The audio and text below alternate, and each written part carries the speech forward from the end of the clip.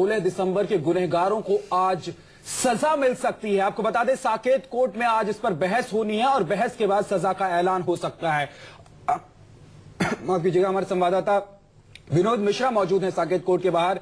इसके अलावा हमारे साथ स्टूडियो में हमारे मेहमान भी मौजूद हैं, टीना शर्मा जी और अरविंद जैन जी मौजूद हैं। इनसे बात करेंगे। लेकिन जो माता पिता हैं लड़की के, वो क्या कह रहे हैं? लगातार वो ये कह रहे हैं कि फांसी की सजा होनी चाहिए, फांसी की सजा से कम कुछ भी मंजूर नहीं होगा, क्योंकि वो नाइंसाफी होगा उस बच्ची के साथ, साथ ही परिवार के साथ। आइए सुनते हैं माता पिता क्या कह रहे हैं बच्ची के। निर्भया की पिता की आत्मा यही कहती है कि उसको किसी भी तरह से आजीवन कारावास नहीं होना चाहिए, या तो उसको गोली मार देनी चाहिए, या तो उसको जिंदा जला देना चाहिए, या फांसी पे लटका देना चाहिए। निर्भया के पिता की आत्मा यही कहती है। हमारे मन में बेचैनी अब इसलिए नहीं है कि ये जो 4 आरोपी थे, इनको ऊपर आरोप तय हो चुका है। तो जब आरोप तय हो चुका है तो इनको सजा मिलेगी। अब सजा क्या मिलेगी ये बात रह गई है। तो ये तो कोर्ट के ऊपर है कि इनके ऊपर जितनी धाराएं लगी है उसके तहत क्या सजा हो सकती है। एक जब फैसला देगा कोर्ट तभी हम जान सकते हैं और कह भी सकते हैं कुछ। इससे पहले हम कहना अभी कुछ अच्छा नहीं समझ रहे हैं, क्योंकि हम तो एक उम्मीद पे ही कह सकते हैं ना कि इनको ये होगा, इनको वो होगा। तो इसलिए हम ऐसा कुछ नहीं कहेंगे। अगर इनको फांसी हो जाती है तो एक एंगल से हम देखते हैं कि हमारी लड़की को इंसाफ मिल जाएगा, हमें भी सुकून मिलेगा। दूसरे एंगल सिर्फ जुबनाइल की बात रही तो ये बाद में इस विषय में सोचेंगे। फिलहाल तो इनको सजा मिल जाएगी, तो हमें पूरी तसल्ली है, पूरा उम्मीद है, पूरा विश्वास भी है कि हमारे लड़की को न्याय पूरी मिल जाएगी। इस मसाल को तब तक जलाए रखेंगे जब तक हमारे समाज से इस तरह की दरिंदगी दूर न हो जाए। जैसे एक ऐतिहासिक घटना रही है, ये फैसला ऐतिहासिक होगा और आने वाले समय भी ये मसाल बताएगी कि नहीं ये कैसा वो दिन था, कैसी वो लड़की थी, उसके माता पिता कैसे थे। और जो लोग पूरे देश के वासी जो हमें सपोर्ट किए, मीडिया सपोर्ट किया, दिल्ली पुलिस ने हमारे साथ जो साथ दिया, इसका हम धन्यवाद करते हुए इस देश के लिए उन्होंने जो कुछ किया एक मिसाल बनकर रहेगा। ये हमारा पूरा यही मन में उद्गार है। तो परिवार लगातार फांसी की मांग कर रहा है और परिवार ये चाहता है कि जो दोषी हैं उनको फांसी हो, तभी उनकी बच्ची को न्याय मिलेगी और तभी परिवार को न्याय मिलेगा। हमारे साथ अरविंद जैन वरिष्ठ वकील मौजूद हैं हमारे स्टूडियो में। अरविंद जैन साहब, फांसी की सजा संभव है? अब जिस तरह के सबूत हैं, जिस तरह की दलीलें हैं, तमाम तरह की जो चीजें हैं, उससे फांसी की सजा संभव है? देखिए, जैसा मैंने बहुत शुरू में कहा कि कन्विक्शन ऑर्डर की जो भाषा है और जो उससे जो इंडिकेशंस मिल रहे हैं, और मैं अगर उन्हें ठीक से पढ़ पा रहा हूं तो फांसी की तरफ ही इशारा है। और मैं समझता हूं कि इससे कम सजा, चूंकि केस बहुत जघन्य है, बर्बर है, पाशविक है, क्रूर है, और अगर इसमें फांसी होती है तो कोई बेइंसाफी नहीं होती अगर फांसी होती है तो। लेकिन दिक्कत ये है कि अगर फांसी होती है तो इसका रेफरेंस हाई कोर्ट जाएगा, जिसे अपील ही समझिए आप, और उसके बाद सुप्रीम कोर्ट, और सुप्रीम कोर्ट भी अगर फांसी की सजा को कंफर्म कर देती है तो मर्सी पिटीशन सुप्रीम कोर्ट तक, राष्ट्रपति के पास। बिल्कुल। अब इसमें 5 से 7 साल 10 साल भी लग सकते हैं। और एक बात मैं और बता दूं कि पिछले दौर में जुम्मन खान को 1990 में फांसी हुई थी, कामता तिवारी, लक्ष्मण नायक और उसके बाद धनंजय चटर्जी। धनंजय चटर्जी की फांसी के ऑर्डर्स एग्जीक्यूट हो गए थे। हम सब जानते हैं कि उसके ऊपर कितना विरोध, कितना प्रदर्शन हुआ था। और जहां तक सवाल जुम्मन खान का है, कामता तिवारी और लक्ष्मण नायक का है, उनकी फाइलें आज भी आगरा की अदालतों में, मध्य प्रदेश की अदालतों में और उड़ीसा की अदालतों में धूल चाट रही हैं, और वो फांसी के ऑर्डर आज तक एग्जीक्यूट नहीं हुए हैं इस देश में 23 साल बाद भी। जी, लेकिन टीना शर्मा जी, तमाम देश जागा, आप लोग जागे, सब लोगों ने मिलकर एक मुहिम छेड़ी और मुहिम ने कहीं ना कहीं काम किया और जो चीजें हैं वो फास्ट ट्रैक कोर्ट तक पहुंची। जल्दी से जल्दी इस मामले में सुनवाई हुई, सारी जो बैठकें थी वो हुई, दोषी करार दे दिया फाइनली कोर्ट ने। अब क्या लगता है कितना आगे हम बढ़े हैं? अगर आप 16 दिसंबर के बाद उस आंदोलन के बाद की बात करें तो कितना आगे 8 महीने 24-25 दिन के बाद हम आगे बढ़े हैं? अगर आप सिस्टम की बात कर रहे हैं तो मैं कहूंगी कि बिल्कुल भी आगे नहीं बढ़े हैं। अभी पिछले 2-3 दिन के अगर आप सारे न्यूज़पेपर्स उठा लीजिए, लीडिंग न्यूज़पेपर्स, उनमें पुलिस की जितनी उस टाइम प्रॉमिसेस किए गए थे, स्टेट के जितने प्रॉमिसेस है, इनफैक्ट 181 की जो हेल्पलाइन है और 1095, 1096 जो सारी हेल्पलाइंस सेक्सुअल असॉल्ट के लिए या हैरेसमेंट के लिए या स्टॉकिंग के लिए या आप अपने किसी भी क्राइम अगेंस्ट विमेन के लिए आप यूज कर सकते हैं। तो 2.5 लाख से ज्यादा कॉल्स जो है वो 181 पे आई हैं और कुछ कॉल्स उसमें आपको पता ही है कि सिस्टम यह है कि 100 नंबर पे डाइवर्ट कर दी जाती हैं, आपको हेल्प नहीं पहुंच पाती है, पहली बात। दूसरी बात मैं कहूंगी कि दिल्ली पुलिस का एक नया चेहरा सामने आया है जहां पर 500 नए पर्सोनेल उन्होंने दिल्ली पुलिस में डिप्लॉय करने के लिए उस टाइम जल्दबाजी में ऑर्डर्स निकाले थे, उसमें से एक भी काम नहीं हुआ है, वो ऑन पेपर्स है। 700 के करीब पीसीआर वैन्स जो इन्होंने लगानी थी, जिसकी बात हुई थी, उसमें से सिर्फ 16 पीसीआर वैन्स लगी और वो भी वीवीआईपी और वीआईपी एरियाज में। इसके अलावा अगर नंबर ऑफ चीजें आपको काउंट कराना शुरू करूं तो मेरे पास 15 चीजें हैं जो आंकड़ों में निकल के आ रहा है। आंकड़े पेश किए गए और जो दावे किए गए उस पर सरकार प्रशासन कितना खरा उतरी ये देखेंगे। लेकिन चंडीगढ़ में कुछ युवा मौजूद हैं, वो क्या चाहते हैं इस पूरे मामले को लेकर, वो क्या मांग कर रहे हैं, आइए आपको सुनवाते हैं। अगर डेथ पेनल्टी मिल जाती है इसके बाद शायद लोगों में डर होगा और हम ठीक से रह पाएंगे। उनको फांसी की सजा ही होनी चाहिए, ऐसे उनको वो कैद में रख के कुछ नहीं होगा, लोगों में डर नहीं आएगा। पहले उनको सजा होगी तभी शायद कुछ चेंजेस आएंगे। गवर्नमेंट कुछ स्ट्रिक्ट रूल्स बनाने चाहिए ताकि लोगों को कुछ डर रहे कुछ गलत काम करने से। उनको फांसी की ही सजा होनी चाहिए, ऐसे कुछ नहीं होने वाला अगर उनको फांसी की सजा ना हुई तो।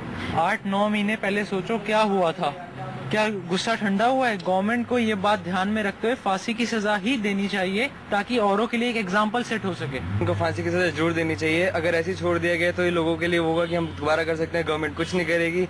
अगर इससे हुआ तो हो सकता है कि ये चीज कम हो जाए। तो सुना आपने, बच्चे क्या चाहते हैं? बच्चे ये चाहते हैं कि एक एग्जाम्पल सेट हो जाए ताकि आगे कोई भी इस तरह की वारदात को अंजाम देने से पहले उसकी रूहें कांपे, वो 100 बार सोचे, वो 10 बार सोचे और उसके बाद इस तरह की वारदात को अंजाम देने से पहले उसके दिल के अंदर खौफ पैदा हो।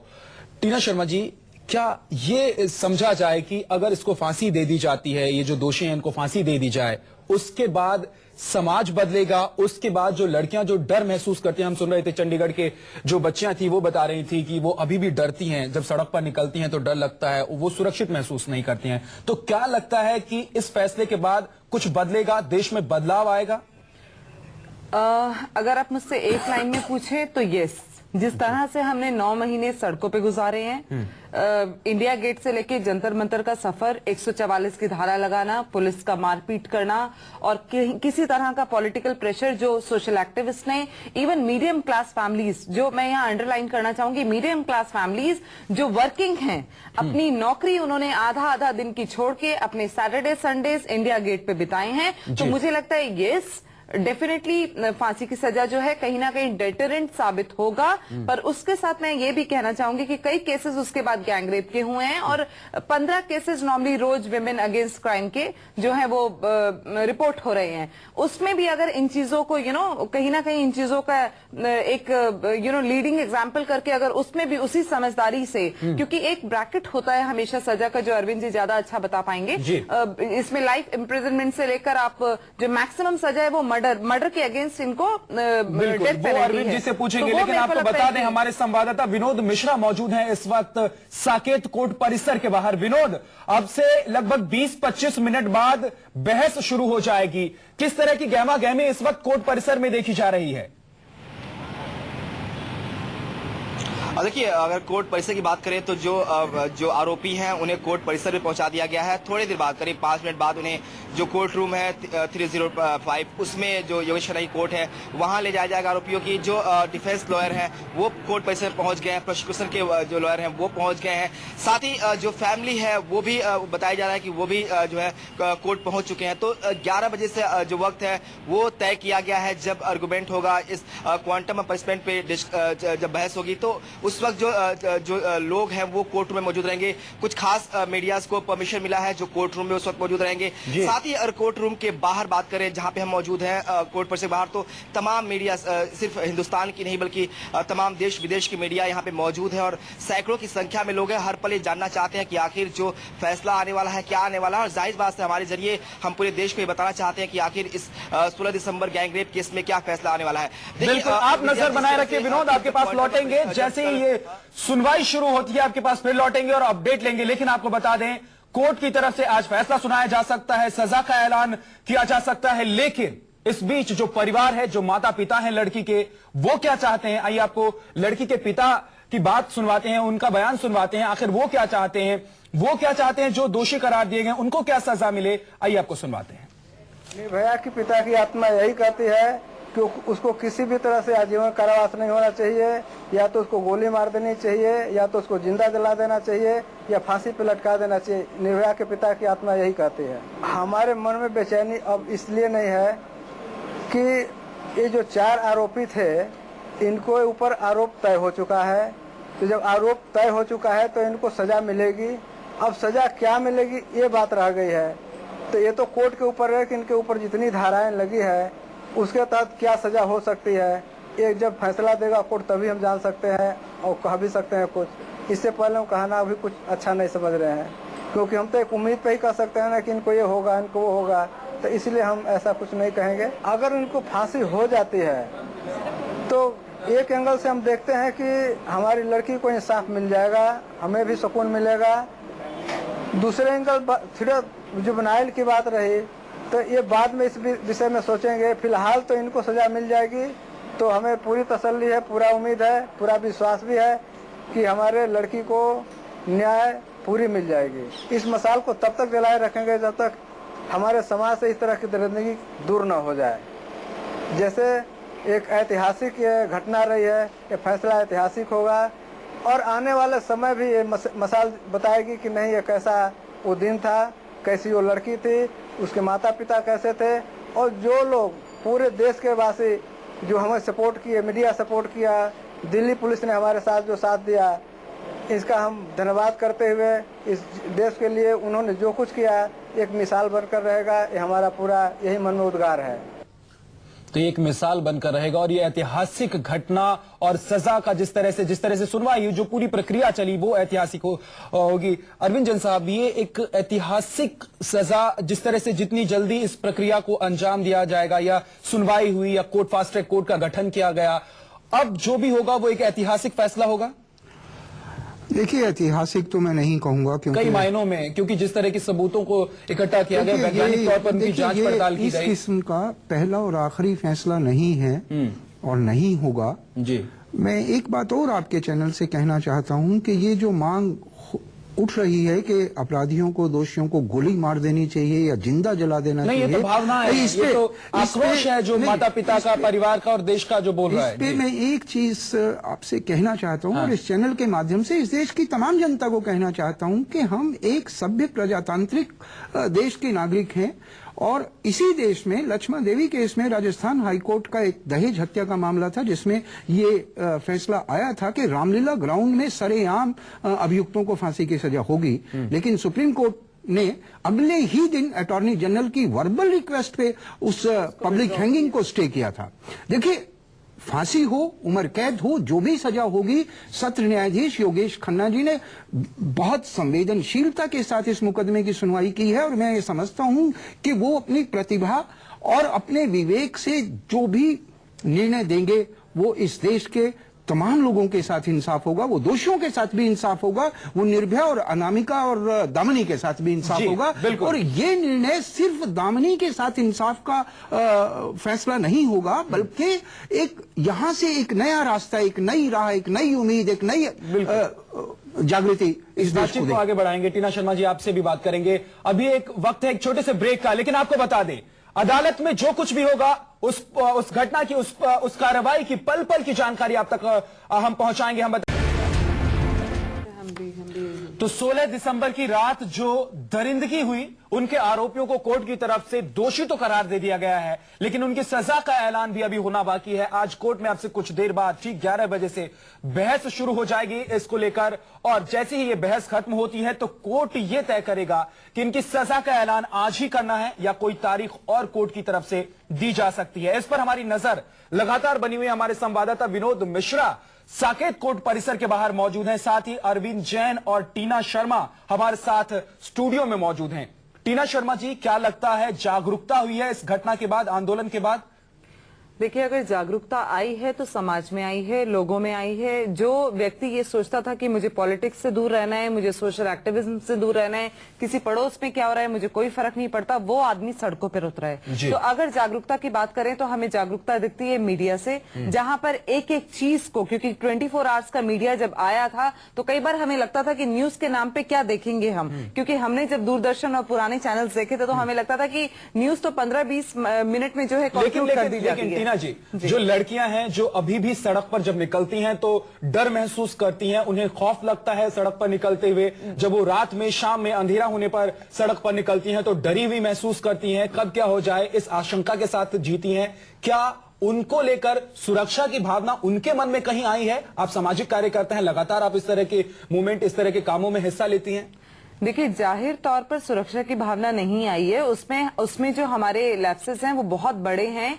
जब ये दामिनी केस हुआ तो फरवरी में एक दिल्ली पुलिस का पूरा चार्ट निकला और उसमें निकला कि 1582 जगह ऐसी हैं जहां पर जिन स्ट्रेचेस पे लाइट की जरूरत है, पुअर लाइटिंग है, लाइट की जरूरत है, जहां से लोग गुजरते हैं, और उसको सिविक एजेंसी को उसका टेंडर दे दिया गया। सिविक एजेंसी को देने के बाद आज भी 70%, जो अभी रिसेंट हमारा अंडरस्टैंडिंग है, 70% एरियाज में आज भी लाइट नहीं है। नहीं, लेकिन जो कानून में बदलाव हुए उसको लेकर कहीं ना कहीं जो इस तरह की घटना को अंजाम देने वाले लोग हैं उनके मन में कहीं खौफ आया हो, या लड़कियों ने सुरक्षित महसूस करना शुरू किया हो, उन्होंने ये महसूस करना शुरू कर दिया हो कि नहीं, इस तरह का कानून आ गया है तो अब हमारी जो सुरक्षा है वो कहीं ना कहीं पुख्ता हुई है। कानून में बदलाव मेरे को नहीं लगता कि बहुत ज्यादा डिफरेंस लेकर आ सकता है। एग्जीक्यूशन जो है सिस्टम का वो बहुत इंपॉर्टेंट है, एंड कानून में बदलाव आता है। और हमेशा जब हम कानून लेकर आते हैं तो हम एक बार कानून लेकर आते हैं बिना सोचे समझे। मैं बहुत कैटेगोरिकली इस बात को बोलना चाहती हूँ कि पार्लियामेंट में जब कानून बनता है और वृंदा कराची एक ग्रुप ऑफ मिनिस्टर्स की मीटिंग में जाती हैं और जुवेनाइल की एज को 18 से 16 पे लाने की बात की जाती है, तो समहाउ एक अंडरस्टैंडिंग आती है कि उसको जो है पार्लियामेंट में रखा जाएगा। पर पार्लियामेंट में जाने से पहले एक ग्रुप ऑफ मिनिस्टर्स की मीटिंग दोबारा से होती है और वहां पर वृंदा कराची बाहर आती हैं, जिस चीज के लिए वो पिछले 2.5 साल से लड़ रही थी और वो कह रही थी नहीं, इस लॉ को चेंज कीजिए। उसमें वो एकदम से बाहर निकल के आती है और ज्यादा फायदा होता हुआ नहीं दिखता। बिल्कुल जी, जो ज्यादा बहुत सारी चीजें हैं। अब जुवेनाइल जस्टिस को लेकर के भी जिस किस्म की डिमांड है कि 18 से 16 कर दें, लेकिन जो मौजूदा कानून अभी 2013 में बना, वहाँ एज ऑफ कंसेंट को 16 से बढ़ा करके 18 किया गया है। मैरिजेबल एज को 18 किया गया, जुवेनाइल की एज को 18 किया गया। संशोधन से पहले, 2000 से पहले, ये लड़के के लिए 16 होती थी, लड़की के लिए 18 होती थी। इसे 2000 में अमेंडमेंट करके दोनों के लिए 18 किया गया। आज फिर से ये मांग हो रही है कि इसको 16 किया जाए। जब 16 के लड़के करने लगेंगे तो देखिए, आप थोड़ा सा समझने की कोशिश कीजिए और 1 मिनट का टाइम दीजिए। जी बिल्कुल। अभी 2013 में जो नया कानून आया और जिसे बहुत सख्त कानून और कड़ा कानून और अच्छा कानून बताया जा रहा है, उसी कानून में आज भी ये प्रावधान है और अपवाद है कि कोई भी व्यक्ति अगर अपनी ही पत्नी से संबंध रखता है जिसकी उम्र 15 साल से ज्यादा नहीं है, यानी पत्नी की उम्र अगर 15 साल से ज्यादा है तो उससे संबंध रखना बलात्कार नहीं है, जबकि एज ऑफ कंसेंट 18 साल है। ठीक है, तो इसका क्या तर्क है, इसका क्या लॉजिक है, इसका क्या? और बिल्कुल ये कानून, बिल्कुल इस पर बातचीत मेंटल हेल्थ के ऊपर बात ही नहीं हो रही है। अरविंद जी, इस पर बातचीत जारी रखेंगे, लेकिन अपने दर्शकों को बता दें कि अब से कुछ देर बाद जो 4 दोषी करार दिए गए हैं अदालत की तरफ से, साकेत कोर्ट ने जिन 4 लोगों को कल दोषी करार दिया था 16 दिसंबर की रात जो वारदात हुई थी उस मामले में, आज उन पर सुनवाई होनी है। ठीक 11 बजे से सुनवाई शुरू हो जाएगी। सुनवाई के बाद कोर्ट की तरफ से सजा का ऐलान हो सकता है। हमारे संवाददाता वहां मौजूद हैं, साथ ही गेस्ट बैठे हुए हमारे साथ स्टूडियो में, इनसे बातचीत लगातार करते रहेंगे और पल पल की अपडेट आपको देते रहेंगे।